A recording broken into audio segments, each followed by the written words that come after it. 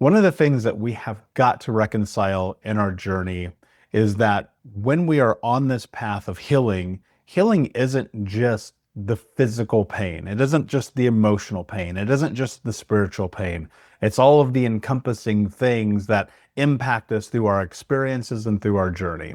And today I'm super excited to have Inna Segal on the show because we're going to talk about that path, that journey, and ultimately how you step into a deeper healing, not only now, consciously and subconsciously, but how you make sure that you do things that stay intact and in congruency with who you are for the remainder of your life. One of the things that I know personally over the years I have struggled with, and so I'm very excited to get deeper into this. Inna, my friend, welcome to the show. How are you today? I'm great. Thank you so much, Michael. So beautiful to be here with you. Yeah, I'm super stoked on this. One of the things I'm curious before we jump in, because I know there's been tons of conversations, you've been on tons of podcasts. Why should anybody listen to our conversation today? What are they going to walk away with from what you and I discuss? I think one of the things you already touched on is creating a foundation. What does it actually mean? What does it look like to do things step by step without rushing, without running, without skipping steps? And the fact is that most people do skip steps and then they crash and they don't know what to do. And so I'd love to have a conversation around this and where can we go? What does it mean to heal for real? To heal in a way that is, that allows you to keep moving forward and growing and expanding in a way that is exciting for you, but also foundationally sound so Hmm. that you're not just going, I'm stuck and I don't know where to go. But you actually understand that healing goes through many stages, and each stage has an opportunity for lessons, for growth, for a deeper dive into who you are. And I feel like when you decide that this is interesting to you, then you can never really kind of be depressed, even because if you are, that is interesting to you, right? Your life becomes fascinating. Define stuck. I'd like to start this very simply by creating context around the depths of where we're going to go today. And I think that one of the big things most people, so I'll say most people, but I'll definitely include myself in that, without having a definitive understanding of what it is that we're trying to navigate, there's no way to actually navigate it. And I think that we live in a space, unfortunately, where people are so quick to apply label, but really don't understand definition. So let's start here because I want to define a few things as we go because I think it's going to ultimately be beneficial. What does stuck mean? Like, let's define that. Let's start there. Well, I really believe that stuck can mean lots of things, but essentially, we're often stuck in that freeze response where we maybe are blaming other people or circumstances in our life, or maybe we just feel like I have no idea what step to take next, and I'm in suffering, I'm struggling, and I have no idea where to go.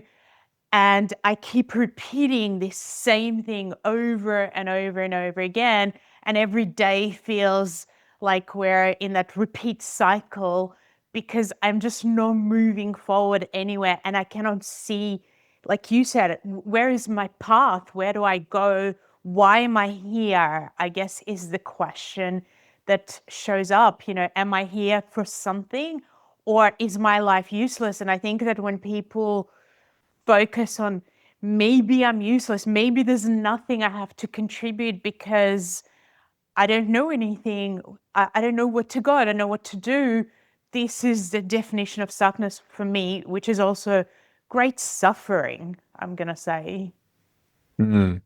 I would agree with that. I think being in that place where you are uncertain about your next action is a tremendous place of suffering and hurt and loss. And, for me, when I guess I was 30, heading into 30, I just was looking at my life and realizing that it was so self-serving. There was nothing about my experience that led or lent towards being a benefit to anyone other than me. And I also think that stuckness in a lot of ways can be a really, really selfish moment of time because we forget that we're communal and we're here to be a part of not only making our lives better, but the lives of those around us as well. Here's what I think is so fascinating about it, though. It's not until you start to step into looking at your journey and your personal challenges do you actually see the stuckness, but then also the opportunity to serve. I'm not saying necessarily everyone has to, do podcasts, write books, coach people, but there are soup kitchens, there are homeless shelters, there are after school programs. There's so many different ways where I'm like, if you're stuck, go sit in the nursing home, go see what it's like to actually be connected to another human being. But that's also much easier said than done, I think, for a lot of people, because often we need to rip off the band-aid. I know for you, a lot of your journey and your story, in a sense, is the ripping off of the band-aid, being like, I'm going to walk this path, I'm going to be of service. I'm really curious how you leveraged your stuckness to actually take those experiences to not only create these modalities that you have now, but also how you serve people on the backside of that experience. Beautiful. And it just remind me actually that my children, when they were still teenagers, one day my son took my daughter around various streets where there were beggars and literally sat there with her. And she was pretty young at the time, still maybe 12, and talked to them and connected. And I think that's so beautiful, in what you're saying as well. And for me, I feel like the journey is daily. It's daily connecting to myself and looking at challenges that show up and saying to myself, okay, I'm hearing myself struggle through something. Is there growth? And then how do I use that to inspire others? And that could be my children.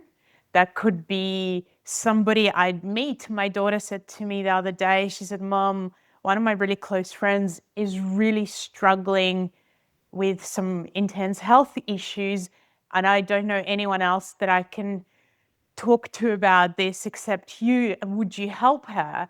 And I was like, of course, let's explore.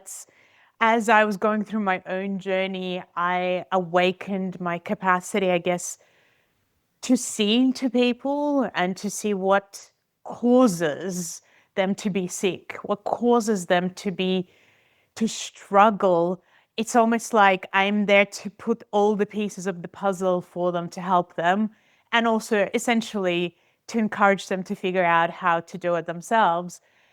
But, as I do, I can really feel this, I guess, this gifting to someone of, their journey. And I think I've heard you say this before, Michael. It's almost like my own struggles and pain and suffering that I've been through becomes kind of worth it, because I'm using that to really guide people towards their own understanding of who they are.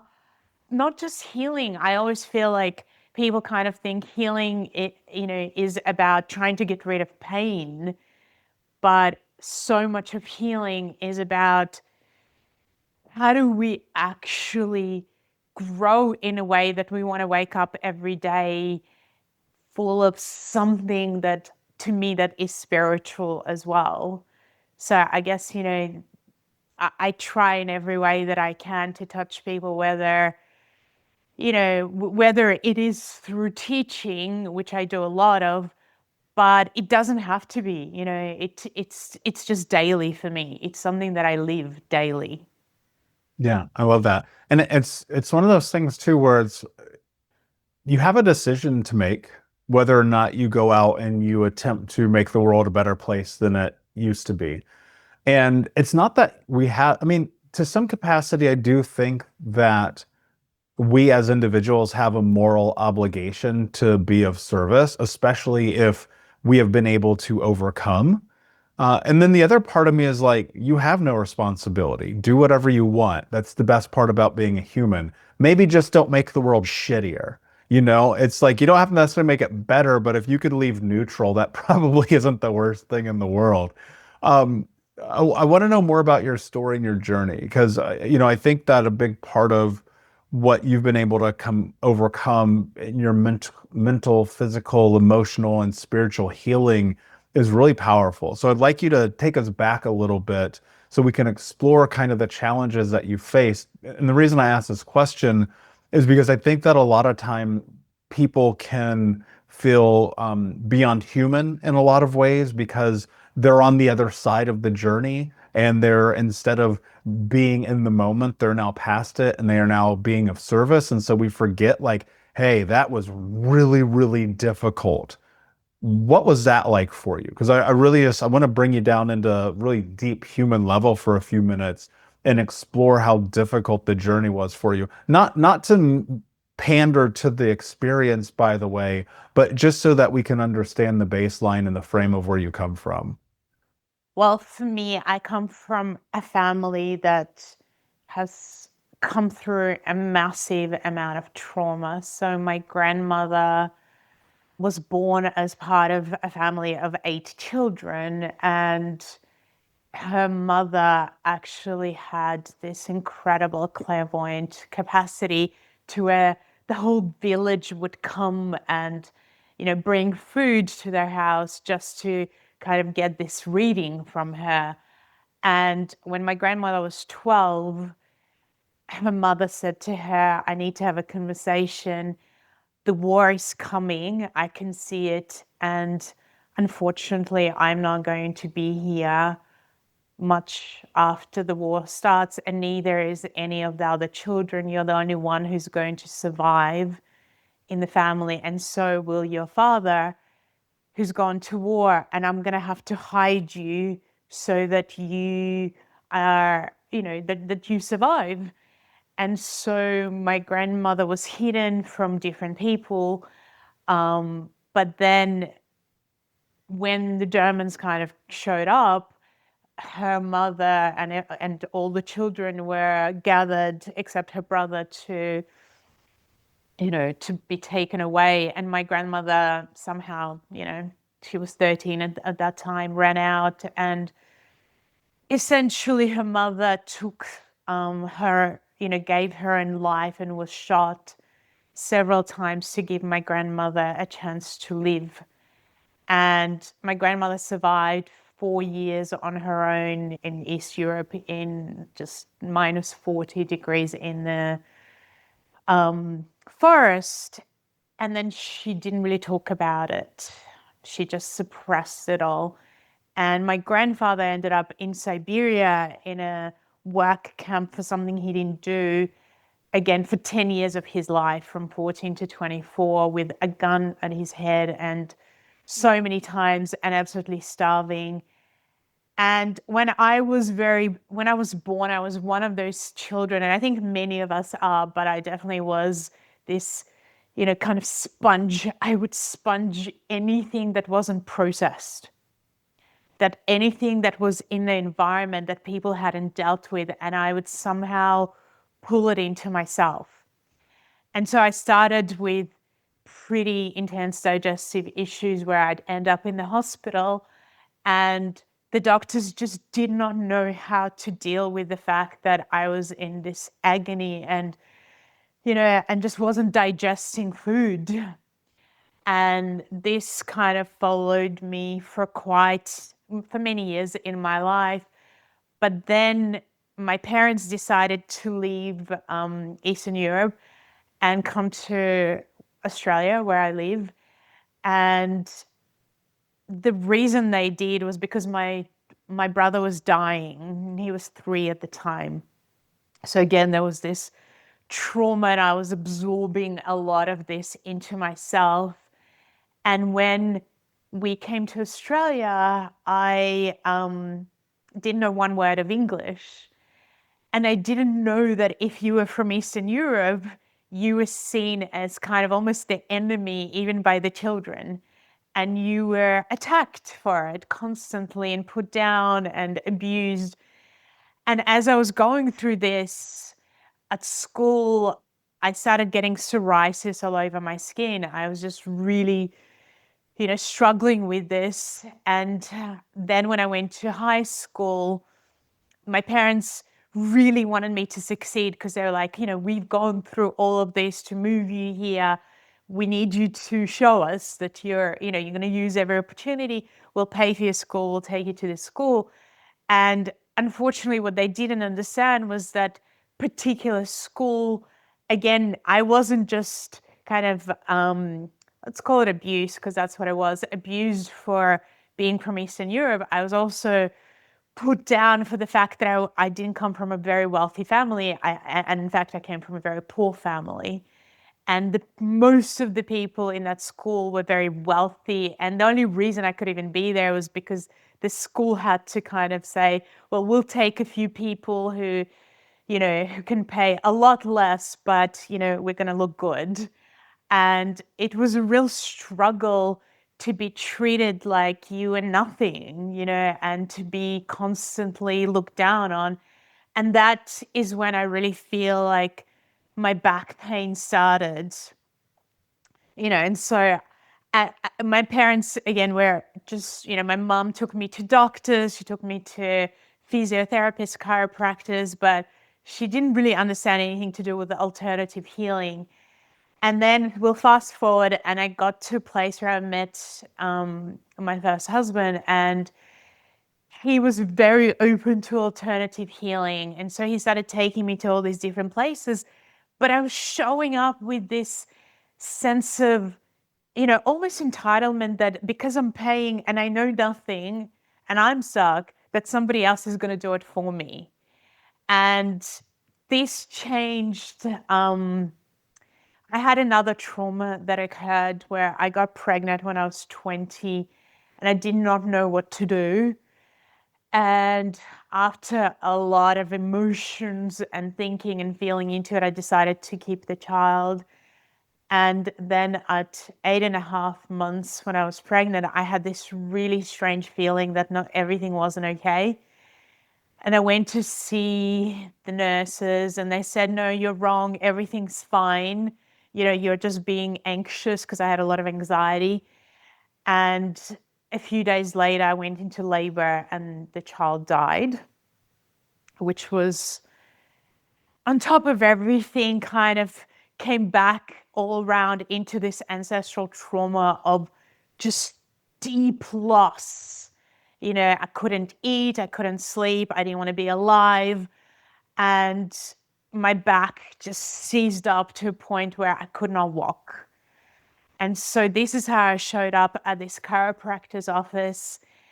After seeing him for some time, I was so stuck. I did not see a way forward. I didn't want to move forward. I didn't see what the point was. And when I showed up with this attitude again, with that way of feeling at his office, he just said to me, Inna, your body's stuck.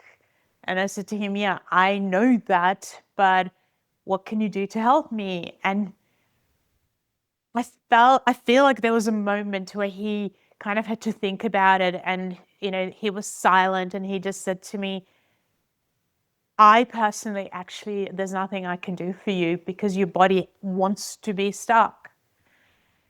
And that was my life-changing moment, because when I went home, I was, oh my God, I was enraged. I came in, I didn't want to be there. I didn't want to be alive. I was so depressed. When I went home, I was enraged. And it occurred to me at that moment that I'd been holding on. I'd been holding on for my family. I'd been holding on for me. Nobody in the family wanted to talk about anything real or honest. They just pushed everything away. And I needed to make a decision. It was like do or die moment for me, to be honest.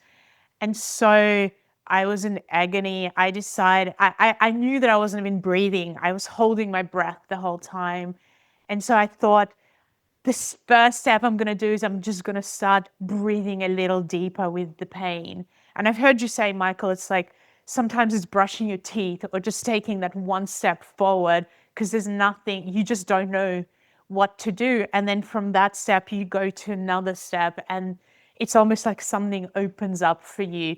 And for me, as I was breathing into this pain and I had my hands on my back, it just occurred to me that maybe I need spiritual help. And it was very difficult and painful to even think about that because there was a part of me that blamed what happened with this child on God, on the spiritual, because I kind of thought, well, how can you do that to me? I trusted, and this trust has been broken. I don't know how to even trust, but I'm gonna ask because I don't know what else to do.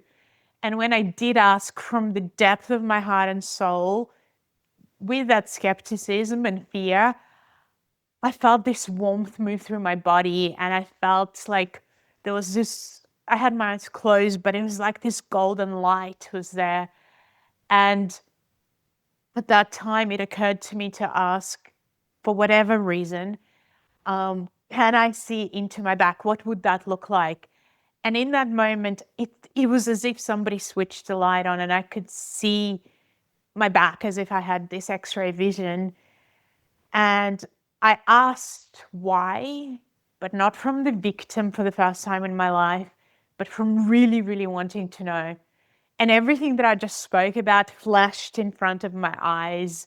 You know, my grandparents and what they've been through, the schools, the trauma of loss. I was feeling through it. I was crying. I could feel an unwinding because I finally could understand what this was about for me in a deeper way. And in that unwinding, I fell asleep. And the next day when I woke up, about 70% of the pain was gone. And I knew something different had happened. I knew that I was out of stuckness. And so I thought to myself, I'm going to work on just connecting to myself and discovering, because that's all I could do.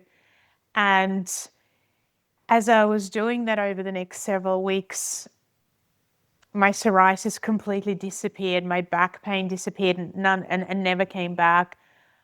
My anxiety went right down, and my digestive system improved dramatically.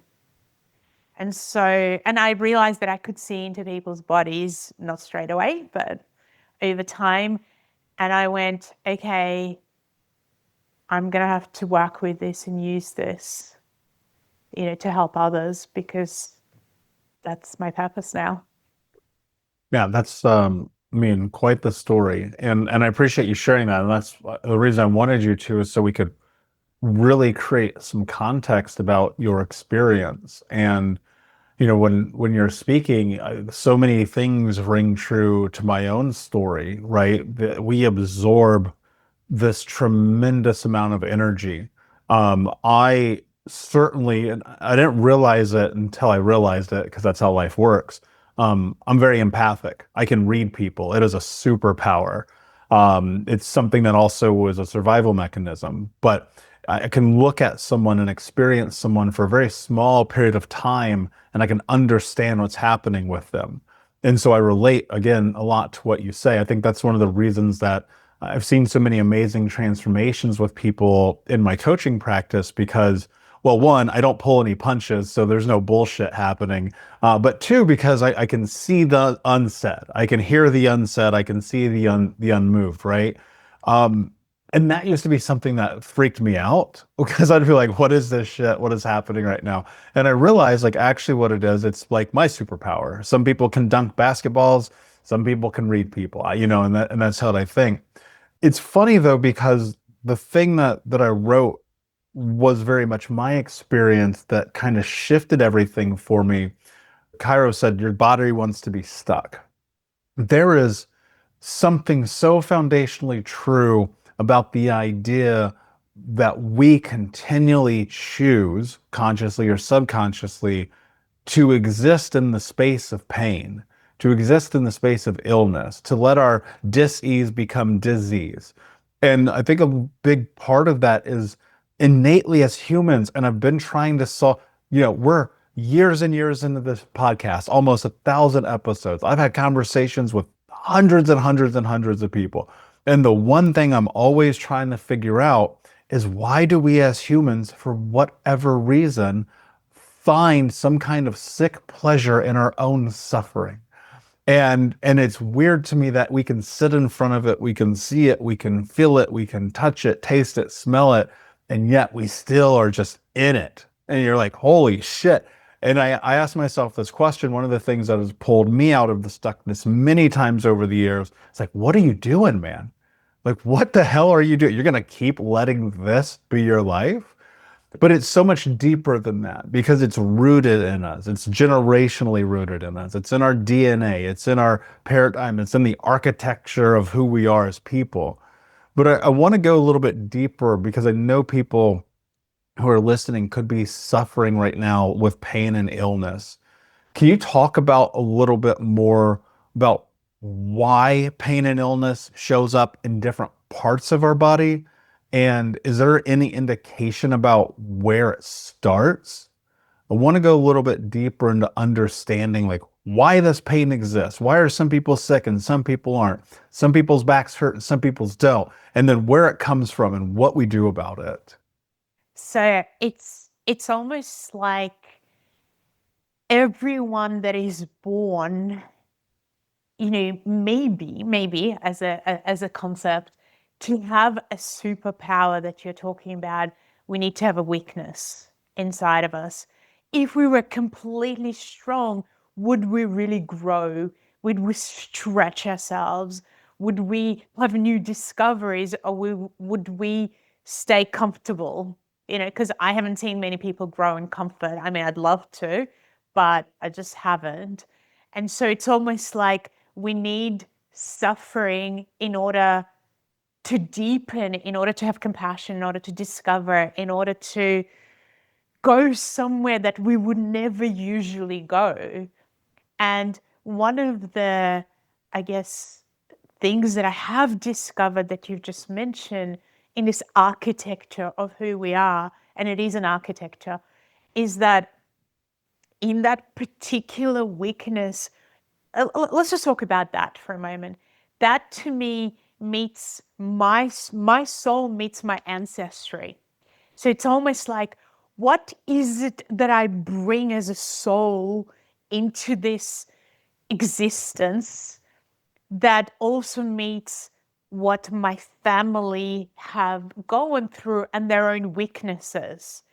So in my family, everybody has digestive issues, everybody. And so I've kind of gone, well, what's that about? What is that area really about? What's the wisdom there? And it's like, well, it's about taking life experience and then somehow being able to assimilate it and gain this wisdom from it. And if you don't, then you start having these digestive issues.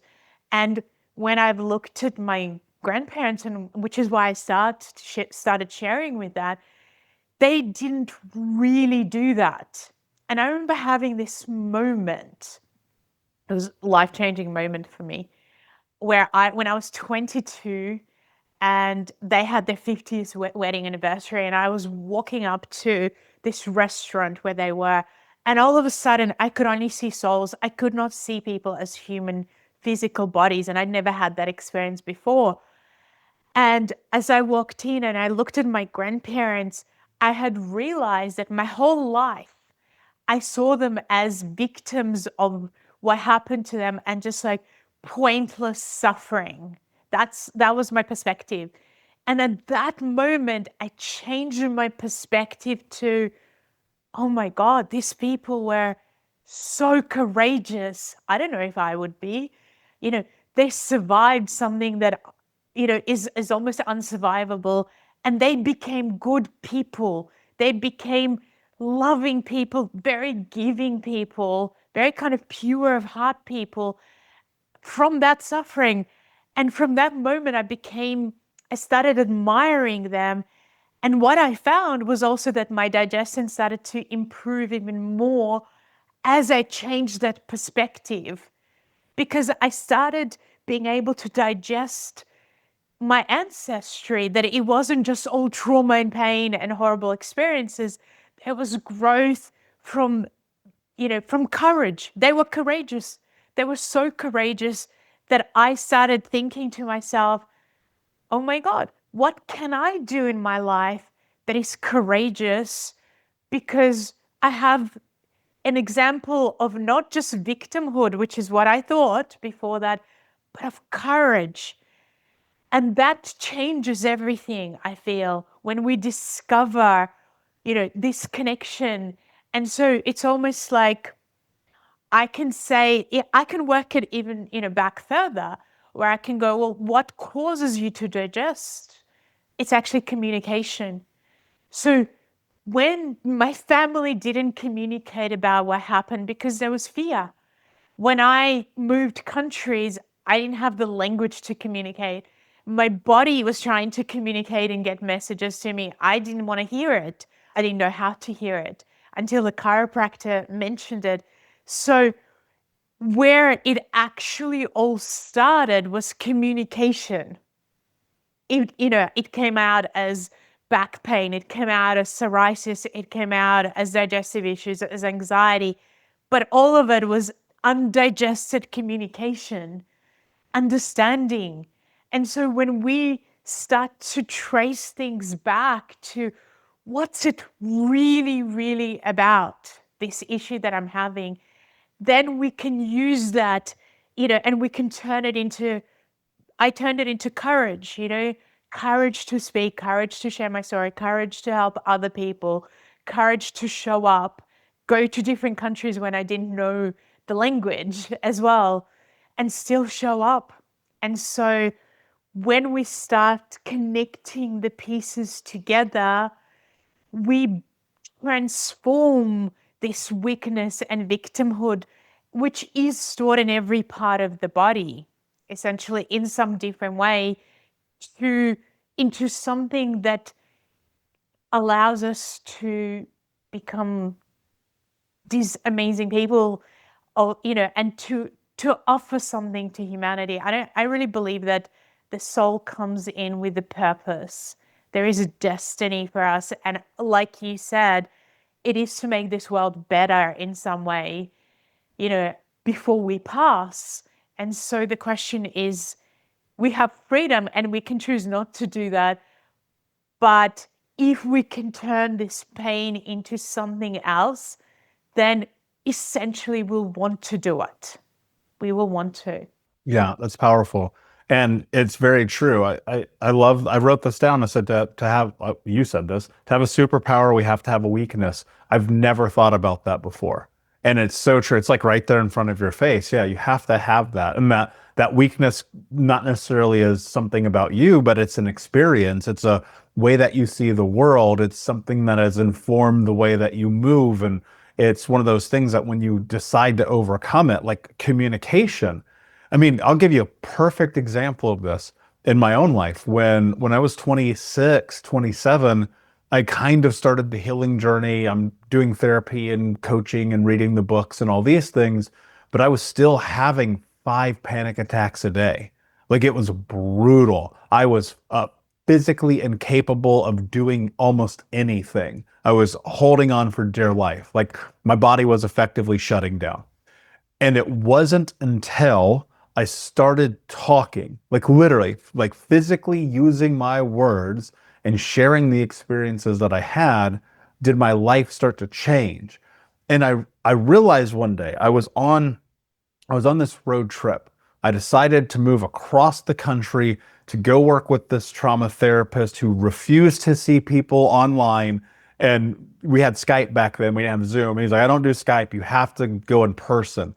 And I was like, well, I guess I'm packing up my whole life into this rental car and I'm going to go across the country. And so I'm on my way, and one night I stop over in this hotel in the middle of nowhere, Idaho. And I'm like dead broke. So it's the cheapest hotel you can imagine. I'm like literally sleeping on top of the blankets in my clothes because it's that bad. And as I'm laying there, I realized one of the reasons why I was having panic attacks is because I was a liar. And lying, again, oddly enough, was a superpower. Because what does lying do for you? It gives you the ability to navigate circumstances out of your control, right? Especially when it comes to your potential physical harm. And so I learned to lie to keep myself safe, which so many people do.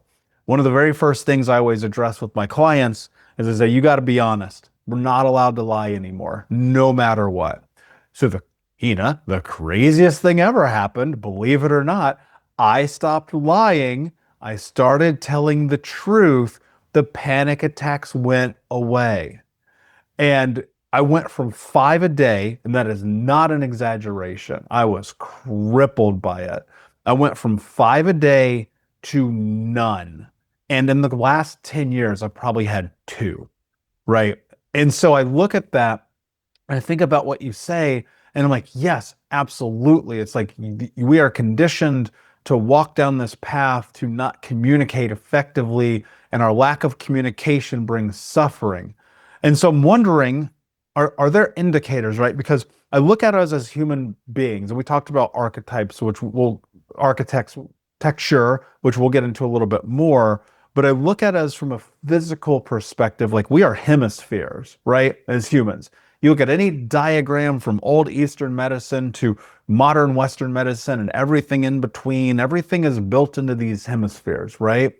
Is there anything like, let's say for instance, if your stomach hurts on the right side versus your left shoulder hurts versus your right big toe versus your left cheek, what does that mean anything? Are there indicators to the experiences that you're having?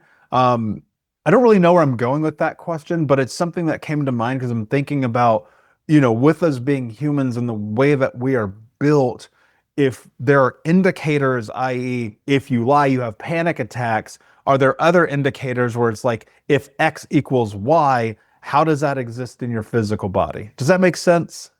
Absolutely makes huge amount of sense. That's what I Okay, awesome. teach about and write about. So if we're looking at the body, it's a map. That's why I keep saying to people, it is a map. So if we're looking at the left side of the body, for instance, so the left side of the body is the feminine, whether you write with your left hand, right hand, it is nothing to do with that. It's actually to do with the fact that your heart is, more on the left side of your body. And so whether you're a man or a woman, it doesn't matter because this is what the feminine part of you is talking about. And Jung spoke about this. It's all about your inner self. It's about your feelings. It's about how you personally experience life and how it impacts you. Is the left side of your body. It's also your ability to use your talents in a creative way. So not necessarily actually taking action yet, but recognition, nurturing of the talent, embracing of it. It's how you show up in terms of flavors and colors that is completely different to anybody else, or how you shut that down. And, I love archetypes because and metaphors because they really literally show us things. So I feel like most of us are born into this castle that has all these colors and all these aspects of us that is about a feminine. It's about, why am I unique? What do I have to bring to this world that is so potentially vulnerable and different and refined and, has never been here? And that is that feminine, and it's part of this castle. But because it's so vulnerable to be that and to step into that, what happens is that we spoke about this, we're so affected by everybody, especially in our family. So what we do is we go, oh, I'm not allowed to express myself in this way in this household, and these people don't. So I'm going to copy them and I'm going to shut this part of me, away for now, maybe forever, but maybe just for now, because these people don't allow, let's say, truth, ruthless honesty is what I call it. So they don't allow truth. They fake it, they pretend, they play games. So I can't be me. So I don't even know me. I'm just going to shove this away and this color and this color. And by the time, as you were saying, people get into their early 20s, it's almost like we are living in this 2 or 3 bedroom apartment and we have massive anxiety because or depression or whatever it is, because all these different parts are banging on the door, but we don't know how to open the door. These are all a creative, this is me, this is who I actually am, and I'm not like you or anybody else. And so that's the feminine. It is very intertwined with the mother figure, I'll call it, because anybody, like it doesn't have to be your actual mother, but it is the people who look after you the most. And it impacts in particular, in the first 7 years of life, your reproductive system is impacted and your sexuality and how that's going to be expressed later in life and whether you're going to be healthy in terms of your whole reproductive system or you're going to be unhealthy.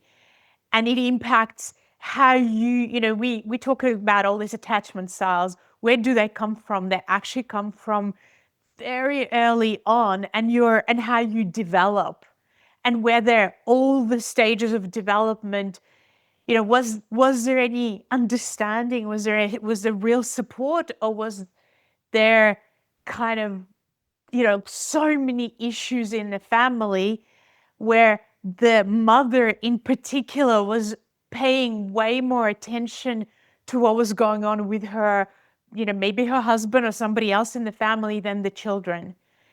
And so this creates addiction, this creates so many challenges, that we then have to deal with, but they become subconscious because in the first 7 years of life, we're actually developing the physical body and we have subtle bodies. And the mother has this etheric body, which is the life body that we're part of, or the mother figure.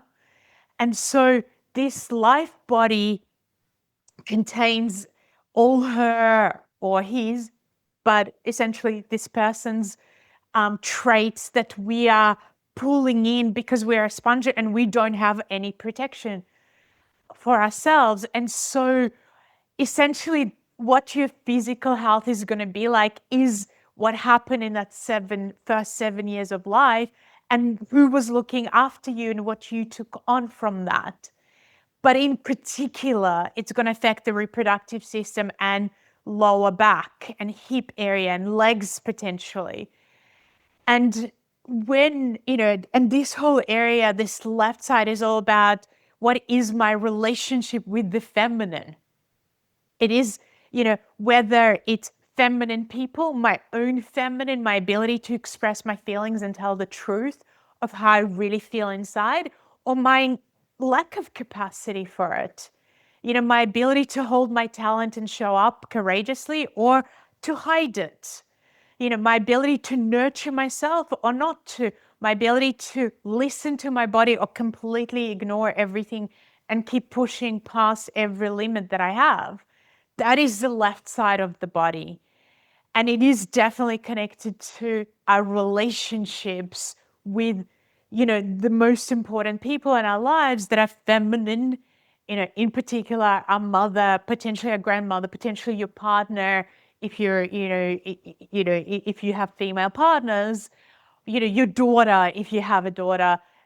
So all the most important feminine people and how you relate to them. And also when you were younger, whether you were masculine or, male or female, essentially, how did you see that feminine being expressed? Was it being expressed in a soft, loving, gentle way?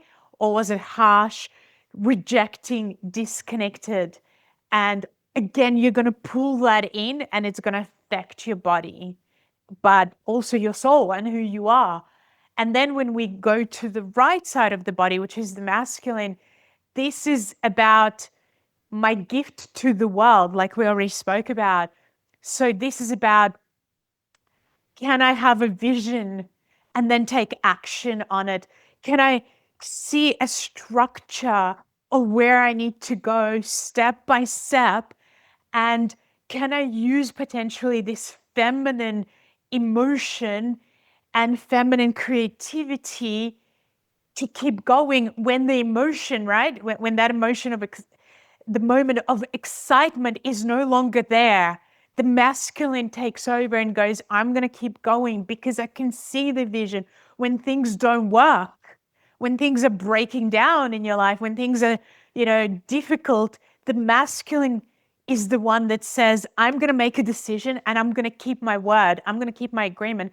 I'm going to keep going.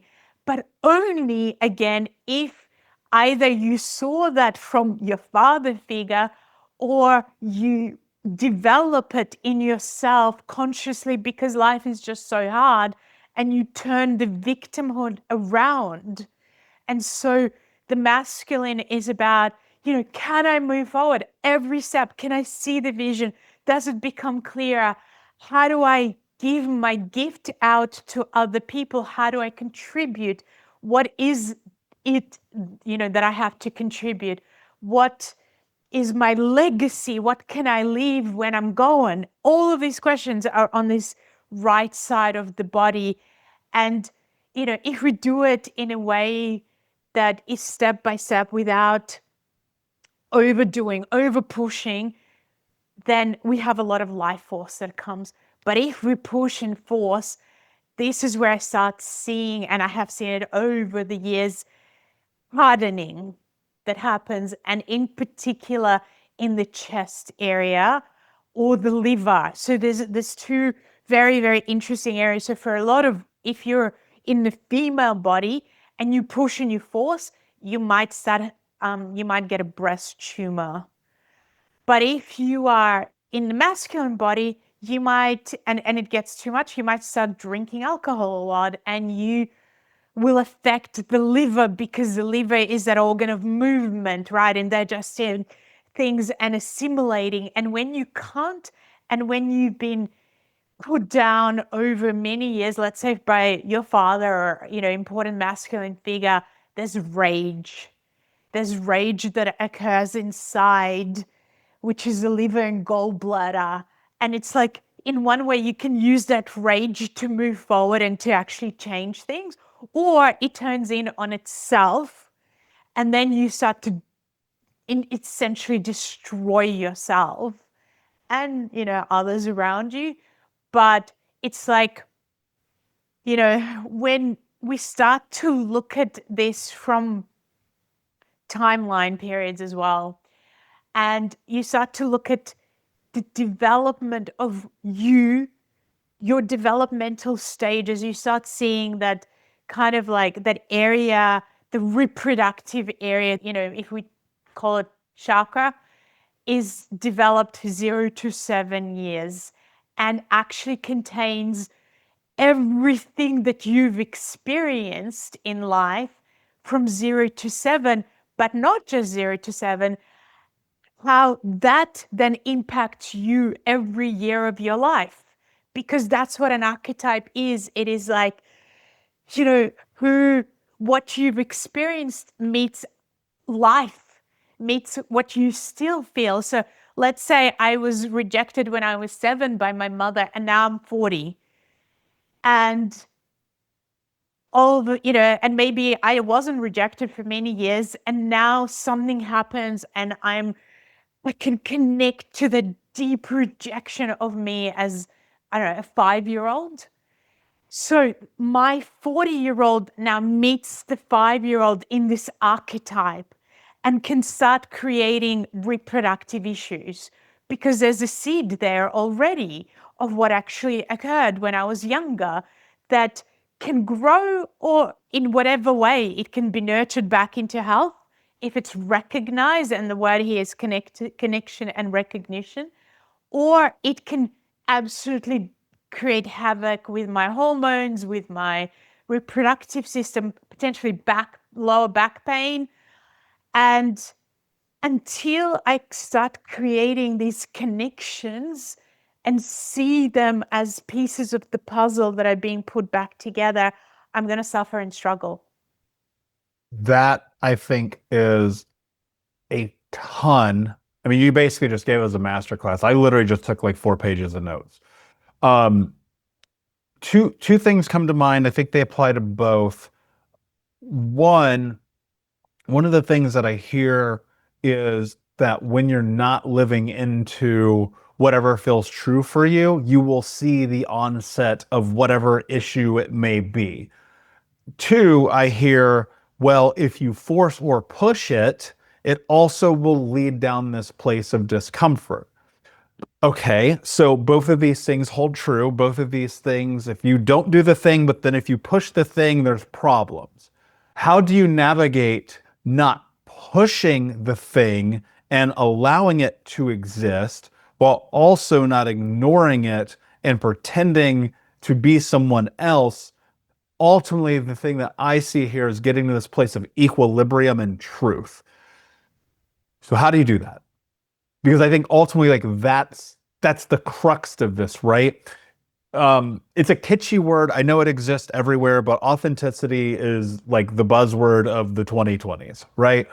But I also know that not being true to yourself is one of the worst things that you can do, i.e., being a liar. I associate not being true to yourself as in being a liar.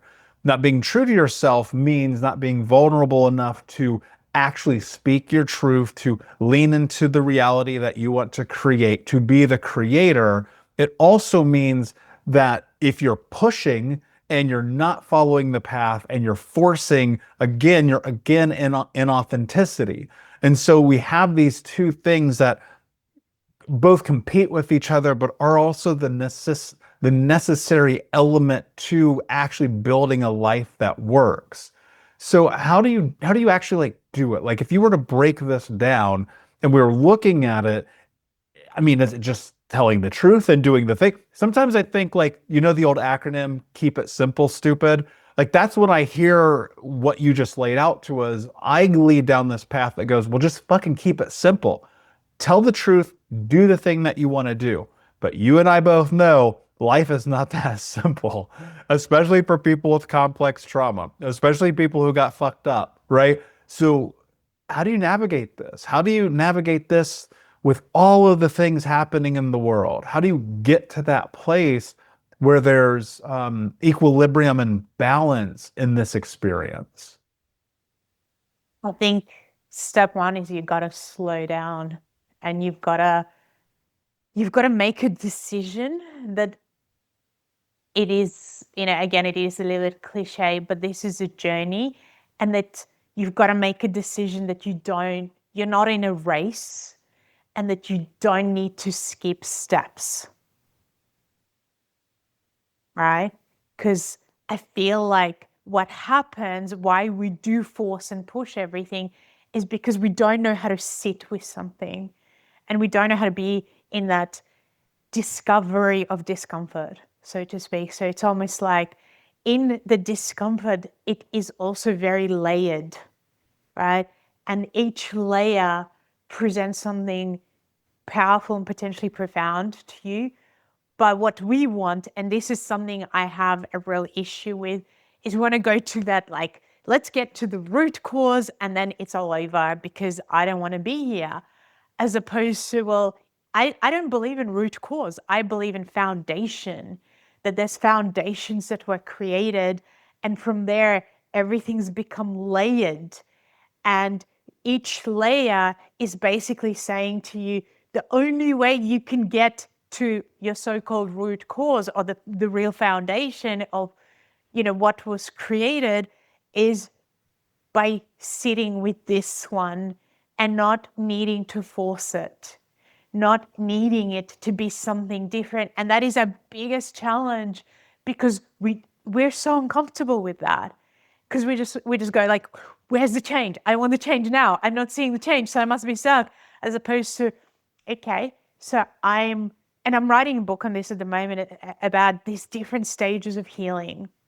and that in each stage, you may feel stuck in many of these stages, but by recognizing what's actually going on and where you're at, you can move through each stage with, let's call it gracefulness in some way, because rather than judging yourself and guilt tripping yourself and saying, oh my God, I'm in the wrong place, you actually start talking to yourself in a way where you go, I am in the place where I need to be, and that's okay. But I'm curious. I'm curious to find out what this layer is and really discover it, and then go to the next one and discover that and go to the next one. And this is where I learned about how to work with archetype. Because what happens is, obviously, when you're in these layers, you feel a lot of emotions, and emotions are hazy. Like we're very good with understanding thinking. We're not very good with understanding where feeling comes from, or will, right? We actually don't really know it very well. And so because feelings are so hazy, we kind of go, okay, but I felt this feeling. And what I say to people is, well, hold on a sec. If we're going to start to get more subtlety into it, then we realize my anger in my heart is not the same anger that I feel in my solar plexus, is not the same anger that I feel in my liver. They're not the same. They're bad. They have different storylines. They have different experiences. They have different layers to them of my perspective of what happened, of why something happened in the way that it did. And that perspective actually keeps you stuck, or it keeps you moving. And you cannot just mentally get this, right? You can't just jump and to it and go, I think my perspective is this. You have to discover it.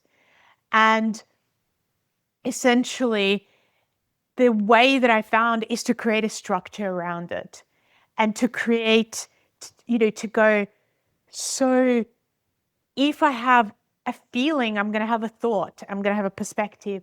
If I have a thought, feeling, and perspective, I'm going to have a story. And potentially not one, but many, because once I've created, so this is what people don't get, I've created this seed of, or it was created of trauma or a difficult experience. Everything that happens to me is colored by it and is built on top of that. It's not like it's different. It's that on top of, and so these are the layers that become an archetype. And people say to me, well, I don't want to go back into trauma and remember it. And I agree with that. We don't necessarily want to re-traumatize ourselves, but we need to understand what is the perspective that you're stuck in, what is being held. And if we can go, okay, by seeing the body as a map, we can break it down and go, okay, my archetype of 0 to 7 is the inner child. However, this is also an area that we use, to create our reality in a way, and also to express sexuality. And so I've looked at it and I've gone, well, what's an archetype that's connected to this? And to me, on the shadow, it's the prostitute archetype, which often comes in after the age of 18. Around that comes into you, because it's also about telling the truth. Am I going to do what my parents or my family expects me to do? Or am I going to choose to do what I want to do? And that archetype holds it. And then as we go through, we start to see that here in the sacral, kind of your, where your digestive system is the archetype of the 7 to 14-year-old self, which is, again, the teenage, moving into the teenage state. So it's not the completely young archetype, but it is that part of you that begins the development of, how am I different to my family? And how does the family affect me? So this whole area, the intestines, is literally your impact, your family impact. And then we start to go into the solar plexus. And this is where we have the archetype and the voice also of the victim meets our victorious self, meets I can either spend my whole life being in the victim in my kind of my gut, or I'm going to keep choosing to turn it around. I'm going to keep choosing decisions, because when you tell the truth, you have to make decisions that are very difficult, right? That's why we don't tell the truth, because it's not just the telling of the truth, because once you tell the truth, you can't untell it. And then it actually moves into the will. You have to act on it in some way. You cannot just sit with it and do nothing. And so this victim meets victorious is then going, either it holds you into where you are at and makes you continue there, or it says to you, no, you can do this and you can change your perspectives, and this is how. And every part of our body has this and is connected to a time. And that time gives us a lot of insight of how to work on ourselves. That is also powerful. And there are so many layers here and so much more depth that we can go into, but I don't want to overwhelm people beyond where they might be already. And I have a feeling Yeah. if somebody's listening and overwhelmed, you should listen to this episode again, and then do what I did and just take pages and pages and pages of notes. Because like this to me is learning. And I think that so much of it is in the learning and so much of it is in the really recognizing a great way to phrase the journey. I want people to be able to connect with you, to learn more about you, to learn more with you. Where can folks find you and do that? So the best ways to connect to me is to go to my website, which is innasegal.com. And on the web, as you're navigating the website, firstly, definitely put your name into, and send us an email in terms of our email list, because we're constantly sending things out, from parts of my books to something that I'm thinking about and discovering, to podcasts like this, to, it could be a card of the day just to kind of shift your perspective. And also, I do a lot of free master classes where I give you processes and connect, a theme that you can look at, where, it might be just on the inner child archetype, or it might be, how do we work with different health conditions, or how do we, navigate this healing journey in different stages of healing, or archetypes. So there are many free masterclasses that you can start with to really understand yourself, and taking your time with them and doing processes with them. So again, you will see that on the website, which is innasegal.com. And then I've written, several books as well that people can explore. And I'm sure I'll be writing more as I go. Amazing. Yeah. And guys, don't forget, go to thinkunbrokenpodcast.com. Look up Ina's episode where you'll find all of that information in the show notes. My last question for you, my friend.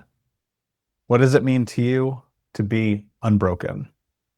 For me, it's all about seeing life. I guess, I see it as a puzzle. So to me, it's seeing each piece of what we might judge as being hurt, or even, wounded in some way, and going, this part has wisdom. How Hmm. can I learn from it? How can I grow from this? How can I strengthen from this, so that, and I guess for me, it's always so that I can be one more of who I am, but also so that I can be of service to others in some way or form, on a daily basis. And I mean it, on a daily basis, not necessarily, where everybody claps and sees you, but in all the moments where they don't, in all the moments where you're giving and nobody knows necessarily what it, like where it came from, but you can, because you also listen to your own self, and you sat there with that hurt part of you, and you brought it back to yourself, and that part that you may have deemed as broken before became your superpowers, you've said, and it grew because you Mm. connected to it. That's so true. It is a puzzle, and that's one of the most beautiful things about it is it can be solved and it can be healed and you can do something more. My friend, thank you so much for being here. Unbroken Nation, my friends, thank you guys all so much for listening. If today's episode brought any value to your life, please share this with a friend because I can promise you someone else is trying to solve their puzzle. You can learn more about Ina at thinkunbrokenpodcast.com. Until then, my friends, take care of yourself, take care of each other, be unbroken. I'll see you.